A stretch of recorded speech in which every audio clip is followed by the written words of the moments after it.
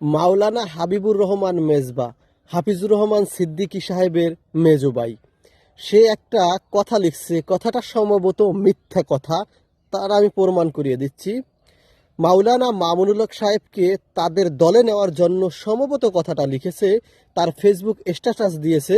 সেখানে মোহাম্মদপুর থেকে নাকি জামাত ইসলামের ভোটার যারা আছেন তাদেরকে জামাত ইসলামের আমিরের আসনে ট্রান্সফার করা হচ্ছে। মোহাম্মদপুরের ভোটার আমিও, কই আমাকে তো কেউ ট্রান্সফার করতে বললো না, সেখানে দায়িত্বশীল ব্যক্তির সাথে আমিও জড়িত আছি, আমি তো কাউকে বললাম না। এক, দ্বিতীয়ত হলো সেখানে নাকি অন্য কারো ভোট পাবে না মাওলানা মামুনুল হক সাহেব, কারণ তাবলিগ জামাতের দুই গ্রুপের কোনো ভোট পাবে না। অন্যান্য বিষয় আরো তুলনা দিয়ে বলছেন জামাত ইসলাম এটা পাবে না, তাহলে ভরসা নাকি ইসলামী আন্দোলন হাত পোকার উপরই। কত বড় মিথ্যা কথা বলেছে দেখুন, এগুলো জ্বলন্ত মিথ্যা কথা এবং রাষ্ট্রদ্রোহী মামলা খেতে পারে সে।